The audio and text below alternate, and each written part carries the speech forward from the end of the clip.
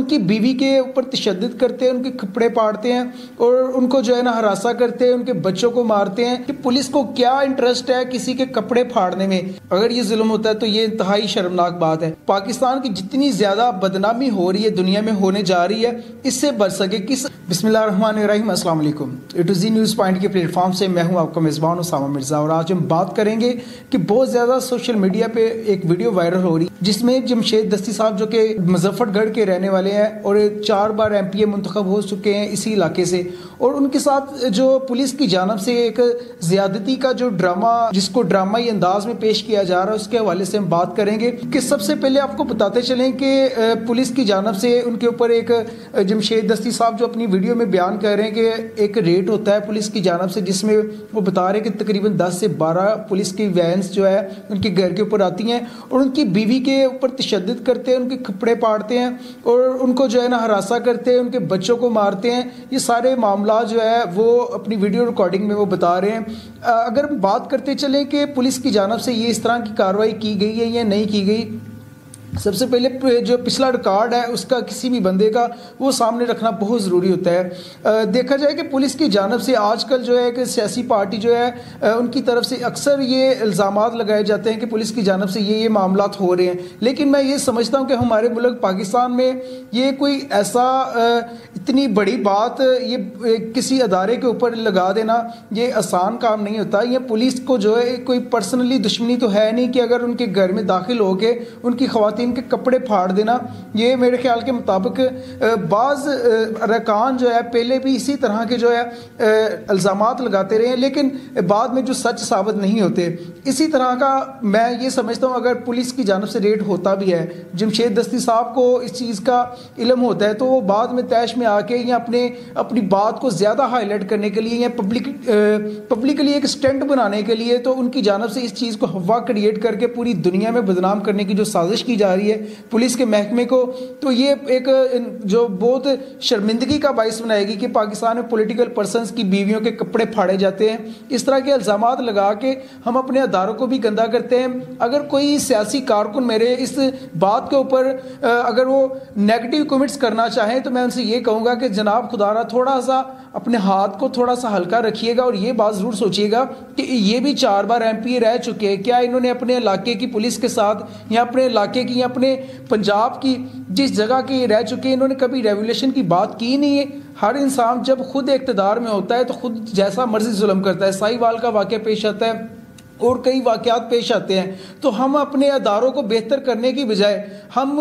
अपना जब हम कमज़ोर होते हैं तो मजलूम बन के दिखाना शुरू कर देते हैं। क्या हमें इक़्तिदार नहीं मिला होता? क्या हमने इक़्तिदार मिलने के बाद इन्हीं इदारों को अपने मतलब के लिए यूज़ नहीं किया होता है? अगर तो यूज़ किया होता है तो फिर इंतज़ार करें, लेकिन अगर इक़्तिदार मिलने के बाद हम इन अदारों को ठीक कर लें तो फिर इंसान के पास जब इक़्तिदार चले भी जाता है तो फिर कभी भी ऐसी हरकतें नहीं करता। अगर जो PTI के कारकुनान अक्सर वो इस चीज़ को सच समझते हैं कि पुलिस की जानब से उनके घर में रेड होता है और उसकी खवातीन के कपड़े फाड़े जाते हैं, तो ये वो तो PTI के अरकान तो समझ ही रहे होते हैं, लेकिन एक न्यूट्रल किस्म का अगर तज्जिया देखें तो उसमें ये बात सामने आती है। ये सबसे बड़ी एक तकलीफ दा अमल ये है कि अपनी बीवी को ये कह देना कि मेरी बीवी के कोई कपड़े फाड़ गया, ये सारे कपड़े फाड़ गए या उनको नंगा कर दिया, ये एक गैरतमंद मर्द के लिए छोटी बात नहीं होती। एक गैरतमंद मर्द अगर उसके साथ कोई मसला हो भी जाए तो उसे डके छुपे लफ्ज़ों में बयान करता है, लेकिन इस तरह का मामला जो है पुलिस को कोई इंटरनेशनल लेवल के या कोई दहशतगर्द तो थे नहीं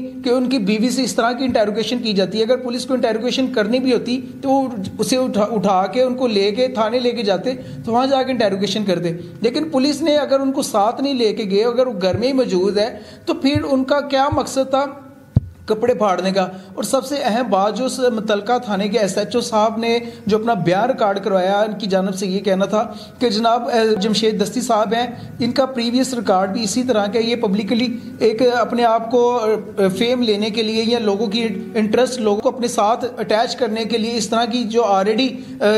अपनी जो काविशें कर चुके हैं, वीडियोस वायरल कर चुके हैं, जिसमें लोगों को अपने साथ जोड़ने के लिए ये किया गया है और ये अदारे को बदनाम करने के लिए किया गया। ये उस इलाके के मुतलका SHO साहब है जो वो कह रहे हैं, लेकिन इसके ऊपर मुतलका CPO DPO RPO तक के लोगों को नोटिस लेना चाहिए था। मुल्तान के जो CPO है RPO है उनको नोटिस लेना चाहिए था कि अगर तो ये वीडियो पुलिस के खिलाफ है, झूठी है, जो उन्होंने रिकॉर्ड की गई है, तो वो विद प्रूफ के खिलाफ जो है इस वीडियो को रोकें, जिसकी वजह से पूरी दुनिया में पुलिस की बदनामी हो रही है। और अगर तो ये सच है, अगर तो वाकई ही रेट होता है, तो अगर उनकी खवातीन के कपड़े फाड़े जाते हैं, तो यकीन माने ये पाकिस्तान की एक लेवल को, इस पाकिस्तान की जो मोराल है, सियासत को गिरा के रख देगा। पाकिस्तान के इदारों को जो है ना बहुत ज़्यादा नुकसान पहुंचेगा। इंटरनेशनल लेवल पे पाकिस्तान का पहले ही बड़े दूर तक नंबर नहीं मिलता ईमानदारी में, तो ये हमारी पुलिस के ऊपर अच्छा खासा एक स्लोगन लग जाएगा कि पुलिस किसी के हाथों इस्तेमाल होते होते मुखालिफ पार्टीज़ की खवातीन के साथ ये कुछ करती है। अगर तो ये ऐसा कुछ होता है तो ये तो फिर हमारे लिए बड़ी ही शर्मिंदगी की बात है, बड़ी ही बाइस शर्मिंदगी की बात है, जिसमें एक सियासी इंतकाम हासिल करने के लिए किसी की खवातीन के ऊपर हाथ चलाना। हमारे नबी सल्लल्लाहु अलैहि वसल्लम ने दुश्मन की बेटियों के साथ भी जो है ना जंगों के मौक़ों पे भी उनके चेहरे के ऊपर, इनको चेहरे को ढांप दिया, उनके जो है सर के ऊपर दुपट्टा दिया था। तो ये कैसा मुल्क हो सकता है कि इस्लामी जमहूरिया पाकिस्तान कहलवाने वाले मुल्क में एक सियासी पार्टी अपनी दूसरी मुखालिफ सियासी पार्टी की अपनी सियासी इंतकाम लेने के लिए या उसको अपने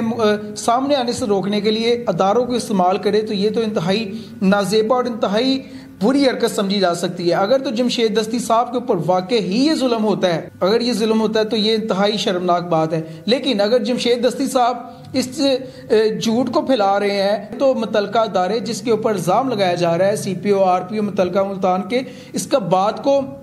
तस्दीक करें, अच्छे तरीके से इसको जो है ना ब्रीफ किया जाए, ताकि पाकिस्तान की जितनी ज़्यादा बदनामी हो रही है, दुनिया में होने जा रही है, इससे बच सके। किस अंदाज से वो अपने आप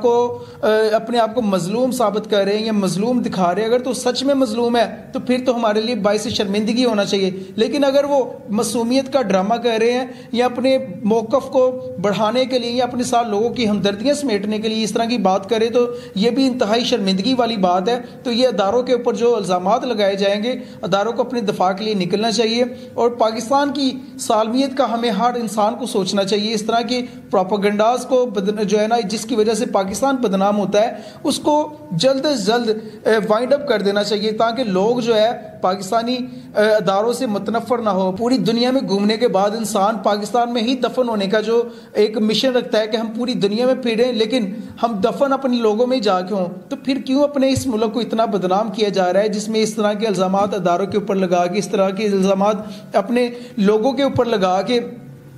कैसे हम इस मुल्क की बेहतरी कर सकते हैं। इंटरनेशनल लेवल के ऊपर पाकिस्तान का मोराल बहुत डाउन हो जाएगा। इस तरह की अगर वीडियोस जो है कंटिन्यूसली सर्कल करती रही तो पाकिस्तान के मोराल को डाउन होने से कोई भी नहीं बचा सकता। इन्हीं लफ्ज़ों के साथ अपने मेज़बान उसामा मिर्ज़ा को इजाज़त दीजिएगा। अल्लाह।